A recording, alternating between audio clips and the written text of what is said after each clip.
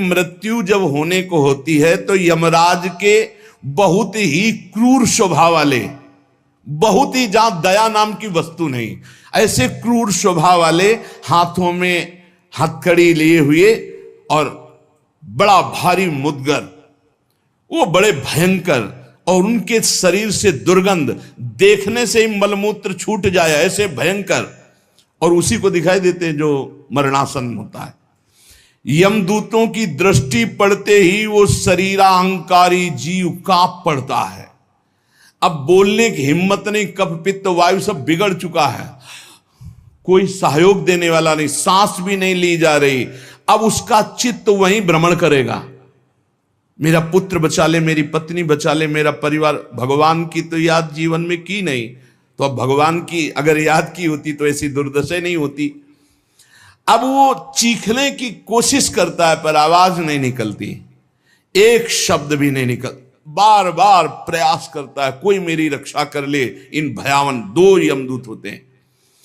उसका मल निकल जाता है भयवश, मूत्र छूट जाता है, मुख सूख जाता है, आंखें पलटने लगती हैं, सांस ऊपर को उठने लगती है, देखने की शक्ति नष्ट हो गई, भारी वेदना तड़पता हुआ वो शरीर को छोड़ता है। अब जैसे बोले कि शरीर तो यहीं छूट जाता है, दंड किसको मिलता है? तो आप स्वप्न में जब पीटे जाते हैं तो आपको पीटने का दुख होता है कि नहीं होता है? पीटने का दुख होता है, जगने के बाद पता चलता है वो झूठा होता है।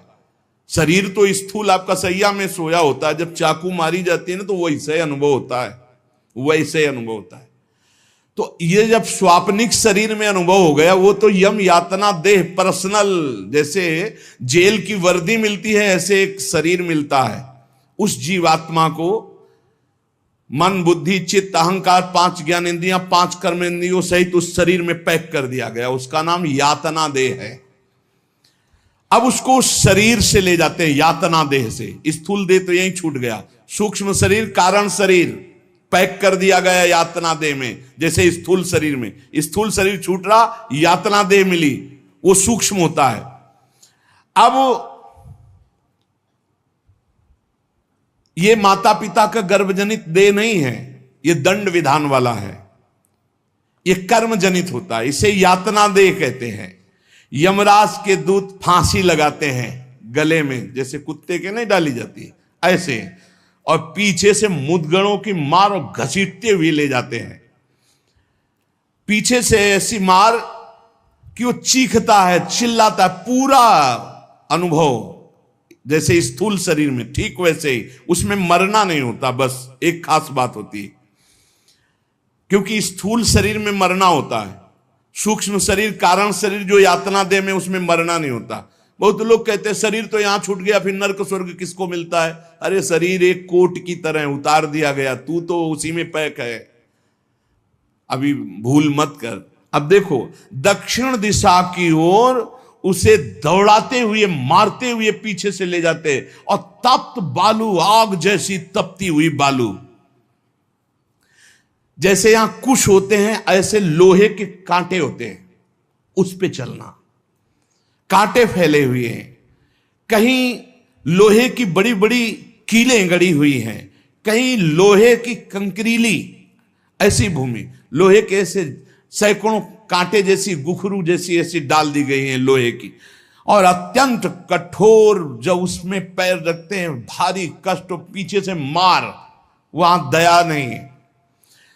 कहीं आगे भूमि आग जैसी जलती हुई, कहीं सैकड़ों गड्ढे जिनमें गिरा गिरा करके मारते हुए ले जाते हैं, और सूर्य भगवान इतने नजदीक से ताप देते हैं कि आग लगती है, वो सूर्य की किरणों से जलता है। ऐसे यमराज के उस मार्ग में घसीटते हुए यमराज के दूत ले जाते हैं, यमपथ, और बीच बीच में दूत उनको कठोर ताड़ना देते हैं, रोक रोक के, मरना है नहीं। जिस समय जीव को घसीट कर ले जाते हैं, सैकड़ों घुड़कियां मार, इस तरह का कष्ट हो, अभी ये ब्याज है, नरक नहीं पहुंचा, अभी तो यात्रा है।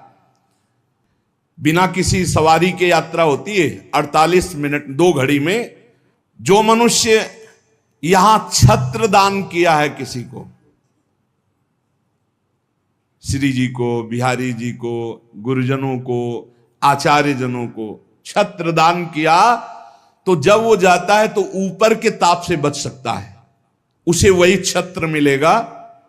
और जो किसी को पूज्य जनों को पादुकाएं दान की हैं, फिर उसको पादुका, अगर अन्न दान किया है तो रोग के भोजन, ये मोक्ष नहीं, कल्याण नहीं, दान पुण्य से नहीं होता, ध्यान दीजिए। हां, उस भारी संकट के समय में तुम्हें भोजन मिल जाएगा, पौशाला खोला, पानी पिलाया तो तुम्हें पानी मिल जाएगा। और जो मूर्ख यहां आकर के ये सब नहीं किया तो जाना उसको भी यमपुरी है। भजन के बिना यमपुरी से नहीं बच सकते, दान पुण्य करके। अवश्य में भोक्तव्यम कृतम कर्म शुभाशुभम, इसीलिए समझ लो, सोचते हो कि हमने दान पुण्य कर दिया, अब हमारे लिए विमान आएगा परम पद का, जाना नरक ही पड़ेगा। बारी मथे घृत होए बरु सिकता ते बरु तेल, बिनु हरि भजन न भवतरी या सिद्धांत तपेल। भजन के बिना नहीं, इसलिए कह राधा राधा राधा। अब इस प्रकार की यात्रा, अनेक प्रकार से कष्ट भोगता हुआ पाप पीड़ित जीव धर्मराज के नगर में पहुंचा। अब वहां सेकंड के कम हिस्से में हिसाब हो जाता है। ऐसा थोड़ा क्या नाम है, कहां से लाए हो, क्या क्या किया, ऐसा नहीं, एक सेकंड के कम हिस्से में बहुत लाइन लगी हुआ। यम यातना के शरीर में भारी कष्ट भोगता हुआ जीव, दाह का अनुभव करता हुआ, कांपता हुआ, भयंकर वेदना से युक्त सामने खड़ा हुआ। देखते ही निर्णय हो गया। अब वहां से उसको उसके कर्म के अनुसार नरकों में ले जाया जाता है। जिसने यहां सूर्य भगवान को प्रातः काल उठ करके जलांजलि दी है, पुत्र हैं भगवान यम, सूर्य पुत्र, जो अपने पुरखों का पिंडदान किया है, जो समय समय पर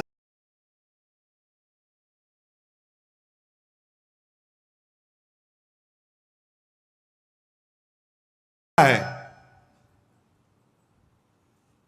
जो बुजुर्गों को तेल मालिश करके, जैसे उन्होंने हमें तेल मालिश करके पुष्ट किया, ऐसे वृद्ध माता पिता के जो चरण दबाना है, शरीर पर तेल लगाना है, उनके वस्त्र धो देना, उनको भोजन कराना है, उसको वहां थोड़ा आदर मिलता है। बैठो, खान पान, थोड़ा सुख सुविधाएं, नरक से नहीं बचोगे। भगवत भाव के बिना नरक से नहीं बचोगे। जो जो उसने सेवाएं की हैं, वो सेवाएं, आए हो नरक के मार्ग में तो थोड़ा तेल मालिश हो जाएगा, खवा पिया दे जाओगे, थोड़ा शीतल जल पीने को मिल गया, खान पान की विश्राम की व्यवस्था थोड़ी समय के लिए। अरे इसीलिए जय सीत हरिवंश नरक गति दो, ये जो अपने माता पिता को गाली देते हैं, जो मनमानी आचरण करते हैं ना, खूब अच्छे से तृप्त होते हैं। अब बात ये कि याद नहीं रहती ना, जैसे गर्भ की बात याद नहीं, यार गर्भ की बात याद आ जाए तो तुम भजन के सिवा कुछ नहीं करोगे। मरने की बात याद आ जाए कि पीछे जब मरे थे तो कितना कष्ट हुआ, मां के गर्भ में रहे कितना कष्ट हुआ, ऐसी जेल तो है ही नहीं मां के गर्भ जैसी। विचार करके देखो। अब वो मृतक जीव जो जो सुविधाएं दान की थी, वो उसे कुछ दिन के लिए वहां सैया मिल गई, भोजन मिल गया, विश्राम मिल गया।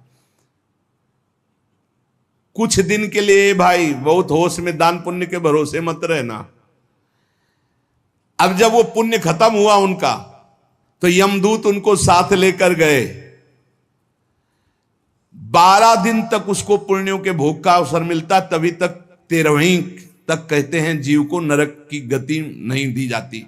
12 दिन तक उसको होगा कोई विश्रामालय, उसमें रखा जाता है। 12 दिन तक जो पुण्य सुकृत हुए उनको भोग लो, अभी आराम कर लो, नरक आए हो। अब नरक में प्रवेश होगा 13 के बाद। तभी कहा जाता है जल्दी जल्दी 12-13 दिन खूब पुण्य कर ले, उसको दान करो आत्मा को, तो उसकी उन्नति हो जाएगी। कोई ये झूठी बातें नहीं है। और राधा नाम बोल दिया एक बार तो इसके बराबर कौन सा पुण्य होगा। यमराज के खाते में पुण्य वाला है ही नहीं ऐसा जितना राधा। अरे जाना ही नहीं पड़ेगा भैया, राधा नाम जिसकी जिह्वा से निकाल अनुल्लिख्यानंतानपि तदपराधान मधुपति। इसीलिए तो गरज कर कहते हैं, अब जिनको नरक भोगना है वो नहीं सुनेंगे भगवान नाम महिमा, भगवान नाम जप नहीं करेंगे। 12 दिन के बाद 12 दिन तक वो अपने घर के वालों के दिए हुए पुण्य आदि जो उसको भोगता है। फिर जब पिंडदान हो जाता है 13वीं, तब तत्र यद बांधवस्तोयम प्रयच्छन्ति तिलैः सह यच्च पिंडम प्रयच्छन्ति नियमानस्तदनुते तैलाभ्यांगो बांधवानां मंग संवाहनम च यत् तेन चाप्याप्यते जंतुर यच्चास्नन्ति सुबांधवाः। जब शरीर छूटता है उस समय से बहुत होश में रहो, सब कुछ मिलेगा उसको। जीवात्मा जो छाती के पास बैठ के ले नाक बहा रहे हैं, आंस बहा रहे हैं, यही पीने को मिलेगा उसको। बहुत होश में राधा राधा, कम जिंदगी में वो नहीं जपा तो तुम तो कीर्तन कर ले, वो मिलेगा फल उसको। 12-13 दिन का ऐसा हिसाब रखा जाता है कि बांधोजन परिवार के लेकिन भजन नहीं करेंगे, रोना धोना। मृत्यु से 12 दिन बीतने के पश्चात यमपुरी को खींच कर ले जाया जाता है उस जीव को। अरे यमपुरी भैया हुआ जैसे जेल पहुंचे, कोई थप्पड़ लग रहा है, कोई डंडा लग, वो देखे कि प्राण छूट जाते कि हमारे ये दुर्दशा। मरना नहीं खास बात है, यमराज की यमपुरी को देखते ही प्राण सूख गए। कोई काटा जा रहा है, कोई कोल्हू में पेरा जा रहा है, कोई पकौड़े की तरह तला जा रहा है, हाहाकार मचा। मरना किसी को है नहीं। मृत्यु काल ये सब वहां नजर आ रहे हैं। मूर्तिमान मृत्यु, मूर्तिमान काल जो यमपुरी में दंड हो रहा है। काजल की राशि के समान, जैसे काजल के पहाड़ ऐसे यमदूत हैं कि ऐसे पचका दे तो भैया, ऐसे नींबू जैसे नहीं निचोड़ा जाता, ऐसे निचोड़ दिए, फिर छोड़ दिए, फिर वो जी गया, फिर निचोड़ दिए। अब बोले 10,000 वर्ष तक यही करना है उसको। अब 10,000 वर्ष तक वो ऐसे करता रहे, क्या दुर्दशा।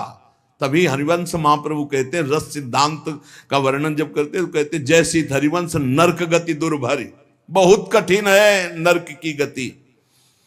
तभी कहते हैं नरक जाओगे होश में रहो, तो मतलब सबसे बड़ा दंड नरक का। लोग कहते हैं कि कहां नरक स्वर्ग है, किसने देखा है, तुम देख लोगे।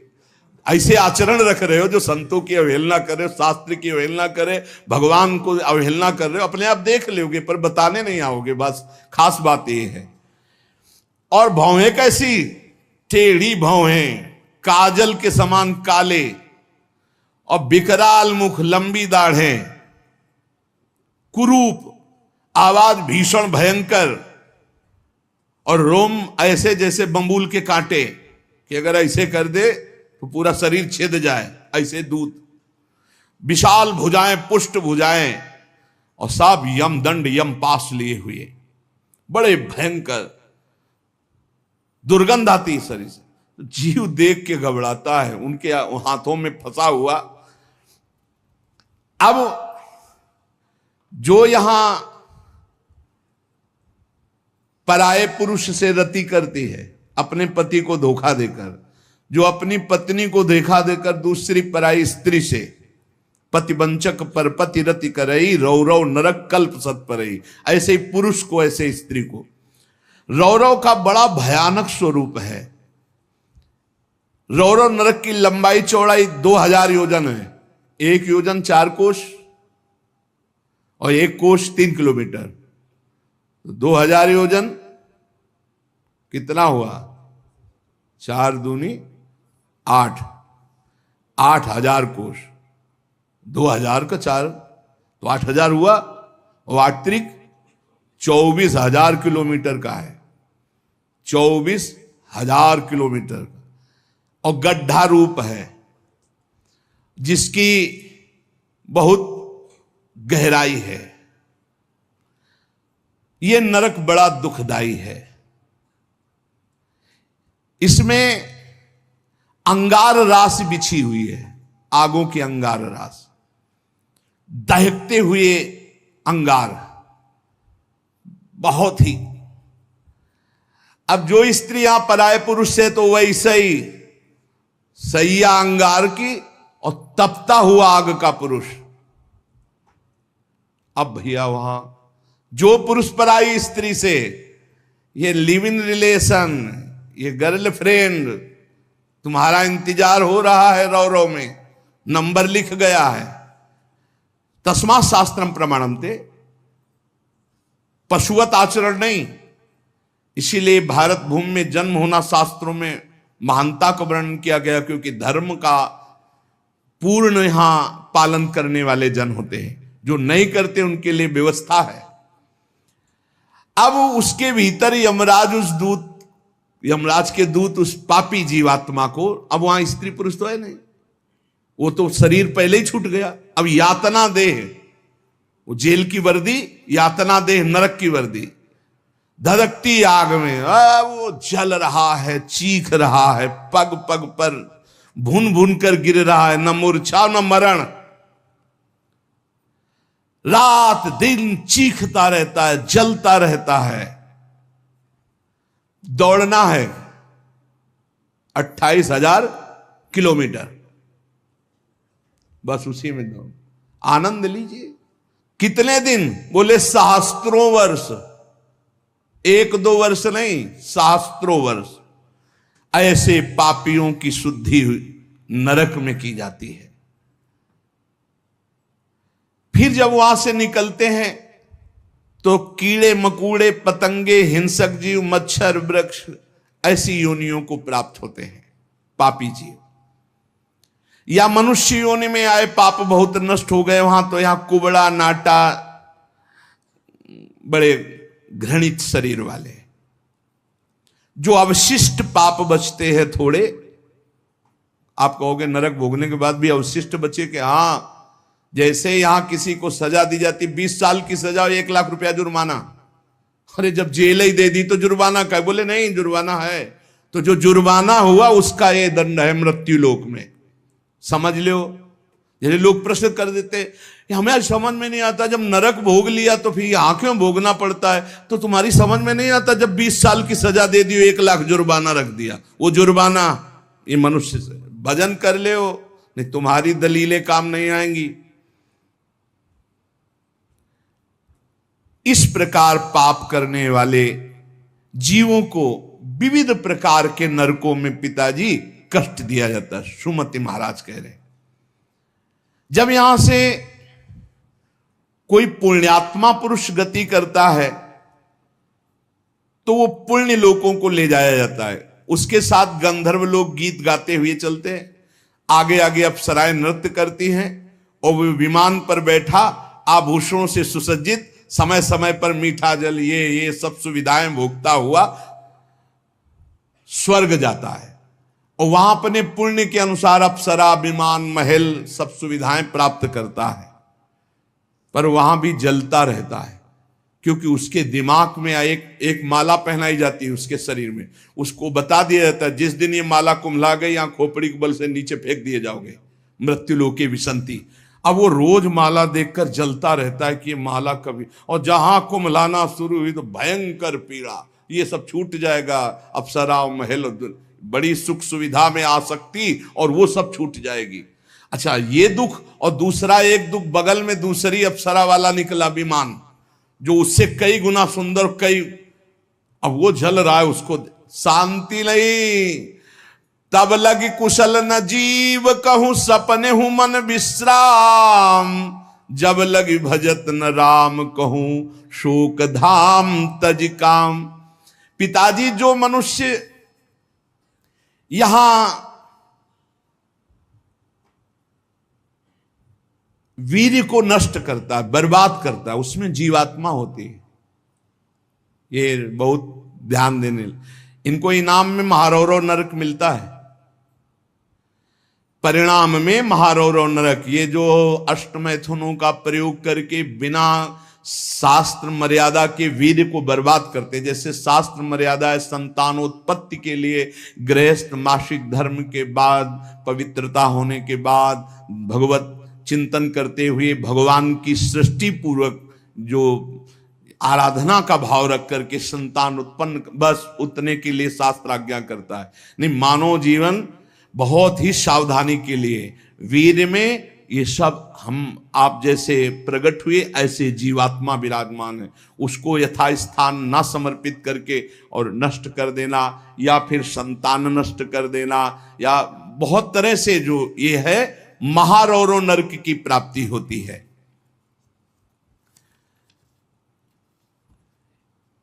नारकी घोर दुखदाई नरकों में ये जब जीव गिराए जाते हैं तो इनको पहले पता होता कि मेरे इस पाप का दंड मिल रहा है, मैंने जो पाप किया है। बहुत ध्यान देने की बात है, अभी तक जो चर्चा हुई उसमें खास बात यह है, आचरण पवित्र ना होने से नरकों की प्राप्ति समझ लो। पहला पराई स्त्री की तरफ या स्त्री पराय पुरुष की तरफ जो व्यभिचार प्रवृत्ति करती है उसे रौरो नरक मिलता है। यहां जो व्यर्थ में वीर्य नष्ट करते हैं अन्य प्रकार से, इसे खिलवाड़ न समझा जाए, ये मनोरंजन नहीं है। मानव देह बहुत बड़ी संपत्ति है जो भगवान की प्राप्ति के लिए मिली है। जैसे आप अभी पता चले कि आप शरीर को नष्ट करना चाहते हो तो हमारी भारत सरकार आपको बंदी बना लेगी। सरकारी संपत्ति, आप जी सकते हो, केवल सेवा कर सकते हो, कर्म कर सकते हो, लेकिन इसे नष्ट करने का अधिकार नहीं। तो भागवतिक भी दंड है इसमें। तो आपको जो संपत्ति मिली हुई है, आंख, नेत्र, कान, सब इंद्रियां, इनका सही मार्ग में प्रयोग करो। गलत प्रयोग करोगे तो दंड मिलेगा। तुम इसके स्वामी नहीं हो, तुम सेवक हो। ये भगवान की दी हुई वस्तु है, उसे दुखदाई नरकों में गिराया जाता है। दिमाग में बैठा लो ये बात। व्यर्थ में ब्रह्मचर्य को नष्ट करना, व्यर्थ में ये पाप जनित कार्य करना, महारौरो नरक में जाने का पूरा तैयारी कर रहे हो। ये अज्ञान की बात नहीं, भगवान की कृपा से सत्संग सुनने को मिल रहा है, शास्त्र सम्मत। तो डरो, डर करके अपना सुधार करो। ऐसा नहीं कि आप कोई नहीं देख रहा, आपके मन में जो आया आप वो कर रहे हैं, नहीं, आपको इसका दंड मिलेगा, एक एक सेकंड का दंड मिलेगा। यमदूतों द्वारा घसीट घसीट कर ले जाए गए उस महान रौरो नरक में एक घंटी यंत्र की तरह उसमें बड़े बड़े कांटे ऐसे हैं जैसे खजूर के, वो घूमता हुआ है। इसका विस्तार 12,000 योजन है। बरचौक 48,000 कोष, 12,000 योजन। तांबे की सी तपती हुई, धधकती हुई भूमि, और उसमें बिजली जैसा यंत्र घूमने, और बड़े बड़े खजूर जैसे कांटे, और ऊपर से उसमें फेंक दिया, तड़पता है ऐसे, बस उसी में तड़पते घूमते रहो। अरे बड़ा कष्ट में, वहां मरना ही नहीं है, तो वहां पूरा खेल बहुत कष्ट का है। नीचे से धधकती आग, ऊपर से राउंड करने वाला बिजली का जैसे झूला, और उसमें बड़े बड़े कांटे, अब फेंक दिया गया, और तड़प कर दूसरी तरफ गिरता है तो कांटे कांटे कांटे, नीचे गिरता है तो आग, फिर उठाकर उसके होश में मनमानी आचरण नहीं। यमदूत उसके हाथ पैर बांध देते हैं, फिर उसमें डालते हैं। इसी महारौरो नरक में एक स्थान, उसी 12,000 योजन वाले में, कौआ, बगुला, बिच्छू, मच्छर, गिद्ध, और इन सबकी चोंचे, पूंछ सब लोहे की जैसी, वज्र जैसी कठोर, उसे नोचवाया जाता है। किसको? ये जो नहीं भूंज के मुर्गा मुर्गी बकरी बकरा नहीं, बड़े स्वाद से बोले चिमटी से खाते हैं ऐसे, वैसे चिमटी जैसी नोच, जिंदा नोच नोच के, होश में वहां कोई बचाने वाला नहीं। इसलिए कह रहे मान जाओ, बंद कर दो, अब लो नसानी, अब ना न सही हो। इतने बड़े तुम भारत लेवल के, विश्व लेवल के महावीर नहीं बनोगे मुर्गा बकरी और अंडा खा करके कि हाँ तुम्हारी जय हो जाएगी, पराजय हो जाएगी। बंद कर दे रे। ये मांस मछली जीवों की हत्या करना, मनुष्य जन्म बहुत सुंदर मिला है भगवत प्राप्ति के लिए। जिनके कानों में पड़ रहे हो, हाथ जोड़कर प्रार्थना है, रौरो नरक, महारौरो नरक की तैयारी मत करो, ये मुर्गा मछली बंद कर दो। इतने बड़े बलवान नहीं हो जाओगे कि यमदूतों को पटक दो। यमराज के पास लौट के गए, बोले बहुत धुनाई हुई है। वो तो केवल हरि पार्षद कर सकते, दूसरे ले। नारायण पुकारा तो हरि पार्षद आ गए, बचा लिया। उसे समझो कौवे, बगुले, बिच्छू, मच्छर, गिद्ध, ऐसे मच्छर ऐसा जो पूरा ऐसे इंजेक्शन जैसे बड़े बड़े ऐसे वज्र के समान जिनकी चोंचें मार मार करके नोचते हैं। अब वो व्याकुल छटपटाता है, आप जब कर्म सुधारने थे तब तो मनमानी आचरण करते हो। ये बहुत संभल के, ये हम इसीलिए सुना रहे हैं कि जो नहीं समझ रहे कुछ नहीं, देख लेना भैया, देख लेना। बोले कि यहां कोई देखने को मिलता है? हाँ देखने को मिलता है। मर्सरीज गाड़ी में लग गई आग, वो अंदर है, जिंदा भून गए। ये क्या है तुम्हें समझ में नहीं आ रहा है? तुम जिंदा भून के खाते हो तो समय तुम्हें जिंदा भून देगा। तुम दूसरे को काट के खाते हो, एक्सीडेंट हुआ, यहां घुसा यहां घुसा, निकलने के चांस नहीं, तड़प कर मरो। कर्म को अवश्य में भोक्तव्यम कृतम कर्म शुभाशुभम। किस जन्म का कौन सा कर्म तुम्हें दंड दे दे, डरो। यहां सब कुछ दिखाई दे रहा है, तुम आंख खोल करके देख लो। एक बेटा है जो जीवन भर सुख देता है, एक बेटा है जो जीवन भर दुख देता है। एक पत्नी है जो देखते ही हृदय आनंदित हो जाए घर में जाते, और एक है कि देखते ही जलकर भून जाओ। एक पति है जो पूरे जीवन सुख देता है, एक है कि जीना मुश्किल। ये सब कर्मों का फल भोगना पड़ता है। अब दूषित बुद्धि के कारण जो जो पाप किया, 10 करोड़ वर्ष दूसरों का मांस खाने वाले के ये गिद्धादि नोच नोच के खाते, मरना वहां है नहीं। खा गए फिर मांस उदय, फिर खा गए फिर मांस उदय, होश में। अरे कुछ ना हो भैया, नमक रोटी खाओ, संयम से रहो तो बढ़िया बल आ जाएगा। शरीर में बल को तो तुम नष्ट कर रहे, ऊपर से डालने से क्या होगा? पक्का कहते हैं अगर आप 10 वर्ष ब्रह्मचर्य रहो तो तुम्हारे अंदर ऐसी सामर्थ्य आ जाएगी कि क्या करूं, कहां कहां कौन सी मेहनत करूं, ऐसा तुम्हारे अंदर आने लगेगा। बचपन से ही धर्म विरुद्ध आचरण। अरे इंद्रियों को वश में करने के लिए मुर्गा मछली वाली ताकत थोड़ी चाहिए, पवित्रता की ताकत चाहिए। ये मन के गुलाम, इंद्रियों के गुलाम पाप कर्म 10 करोड़ वर्ष भोगने पर फिर उसको मनुष्य लोक में भेजा जाता है। और फिर कैसे भेजा? मुर्गा बना के। फिर वो चाकू, समझ रहे हो ना, जिसको तुमने काटा था, फिर बहुत बड़ा, इसीलिए कहा गया, सेवक जी महाराज करें संस्कृति मांझ बरियाई के पायो मानुष दे वृथाकत पार। अरे संस्कृति चक्र को रोक के भगवान कृपा करके तुम्हें मनुष्य दे दिए। और सत्संग भी सुना रहे कि हमें पता नहीं था, तो आप पाप कर्म करना बंद कर दो। देखो कैसे घृणित पदार्थ खाते। अंडे में क्या भरा है, कितना दलित दूर। हाँ बोले हम बलवान बन रहे, विटामिन पी रहे हैं। क्या करें? हाँ मतलब गजब, उल्टी हो जाए देख के। अंडे में जो भरा है उल्टी हो जाए देख के। कर्म काल तुम्हें दंड देगा। मान लो जीवों के प्रति दया का भाव सबसे बड़ा धर्म है। परहित सरिस धर्म नहीं, जीवे दया, जीव पर दया करो। ये जो अपराध कर रहे हो, अरे भाई एक एक जैसे चबेना चबाते ना, ऐसे मछली चावल खाते हैं। जिंदे खाएंगे यमदूत वहां। ये सब यमदूते हैं जो बड़ी बड़ी चोच वाले। अब महारौरों के कष्ट को कैसे तुम्हें बताए। उसी के बगल में है शिवातम नामक एक नरक, जहां भीषण सर्दी ही सर्दी, इधर जलता हुआ और घूमता चक्र हो ऐसे, फिर बगल में ही एक गिद्ध हो, ये सब। और उसके बगल में शिवातम नामक नरक, रौरव नरक के बराबर में ही है। घोर अंधकार, भीषण सर्दी और दम घुटने वाली गैस। अरे ऐसे ऐसे नरकों का वर्णन पूरा तो आज हो ही नहीं सकता है, केवल वानगी भर दे रहे हैं तुम्हें। घोर अंधकार, भीषण सर्दी और जहरीली गैस, शिवातम नामक नरक। अब वहां छोड़ दिया गया। अब वो कांपते हैं, सांस लेने में वो जहरीली गैस उनकी दम को, मरना वहां है नहीं, और सब अंधेरा है, सब एक दूसरे को। और ये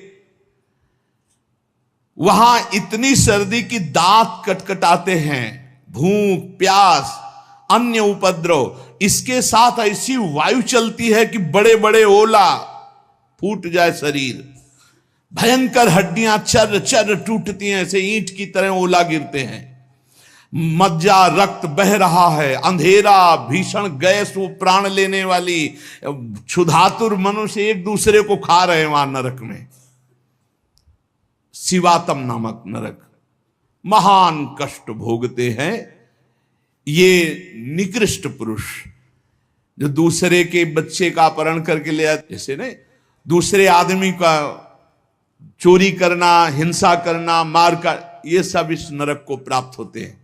डरो, यही डर ही डरप हरिवंश हित, जिनो भ्रमय गुण सलिल पर, जी नामन मंगल लोक त्युस्व। ये छोटे छोटे पशु पक्षियों को तुम मार कर खाते हो, दूसरों के धन का अपहरण करते हो, अस्त्र शस्त्र लेकर किसी दुकान में घुस गए, उसको मार दिया, काट दिया, उसकी संपत्ति छीन लाए, ले लो, तुम्हारा ये स्वागत होगा। शिवातम नामक नरक में डाले जाओगे, जहां केवल अंधकार, भीषण सर्दी, ओला की वर्षा और दम घुटने वाली गैस, हजारों हजारों वर्ष वहां तुम्हें भोगना होगा। इसी के बगल में है निकृंतन नामक नरक। इसमें कुम्हार की चाक की तरह पूरा नरक घूमता रहता बड़ी रफ्तार से। ये थोड़ी देर रफ्तार वाले में किसी यंत्र में बैठ के देखना, बहुत रफ्तार से जो घूम रहा हो, चक्र की भांति निरंतर घूमता रहता है। और यमराज के दूत कोड़ा लिए खड़े रहते हैं, और जैसे उसके सामने आए तो इधर मारा चप से, और वो घूम के सर से वो उधर मारा, उधर, चारों तरफ कोड़े की मार, और उस यंत्र अब वो उल्टी करता है, भयंकर भय लग रहा है, उसी में घुमाया जाता है। कुम्हार की चाक के समान चक्र की तरह निरंतर घूमता रहता है। यम दूत पापी के ऊपर कोड़ों की वार करते रहते हैं, शरीर पूरा मस्तक तक रक्तमय हो जाता है कोड़ों की मार्ग से, रफ्तार से वो घूमता है, प्राण निकलना नहीं है, सब चिथड़ा उड़ जाता है कोड़ों, और सब मरना वहां है नहीं, बहुत कष्ट भोगना पड़ता है। यहां जो शराब पीते हैं, शराब पी करके अपने पूज्य जनों का अपमान करते हैं, नहीं, उनको पृथ्वी घूमती नजर आती है शराब पीने वाले, उसी में डाले जाओगे, नरक वैसे ही बना है तुम्हारे लिए व्यवस्था।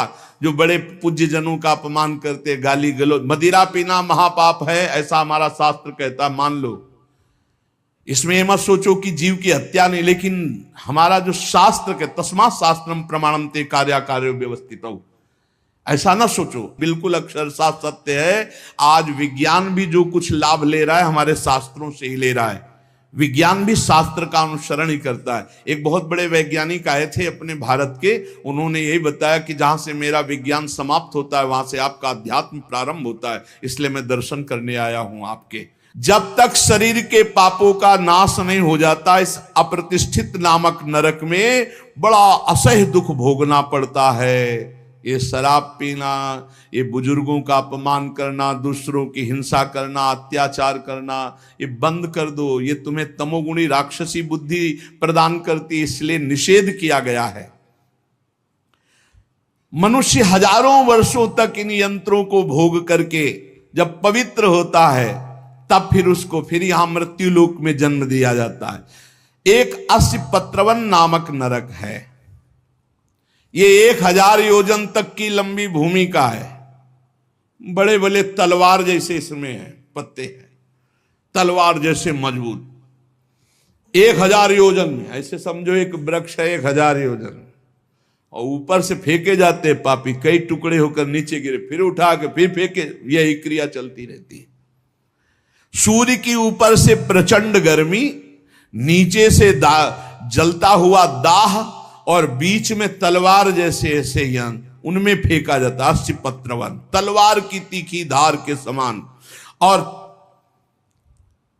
जो आसपास जगह है उसमें बलवान कुत्ते रखे जाते हैं, जो 10,000 की संख्या में एक साथ, जो जीव फेंका गया, कटा, नीचे गिरा, सोई शरीर पूरा हुआ, सोई कुत्ते नोचने लगे, होश में हो जाओ, बहुत भयावह है।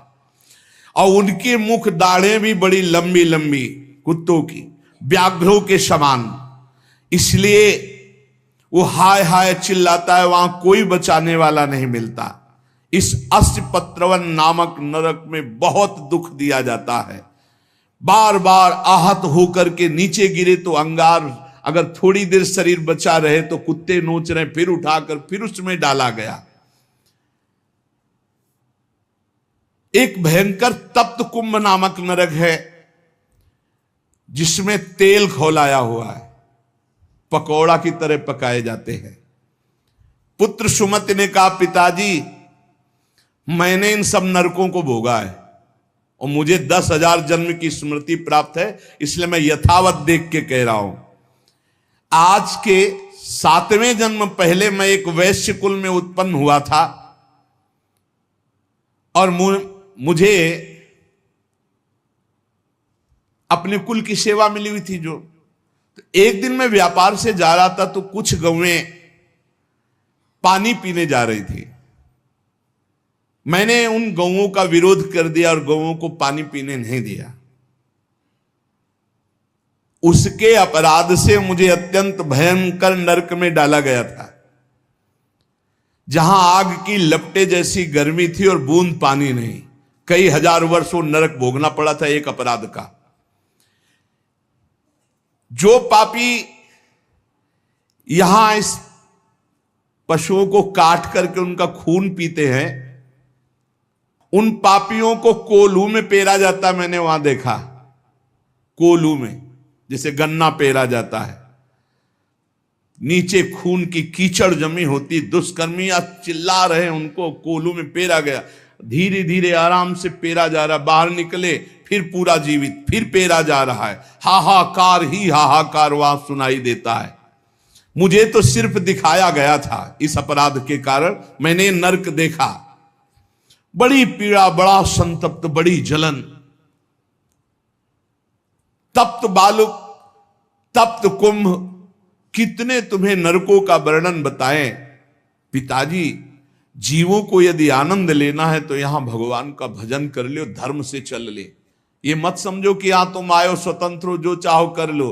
नहीं नहीं, बंधन है बंधन। आप किसी की नजर में हो, हर समय आपके ऊपर सीसी कैमरा लगा हुआ है।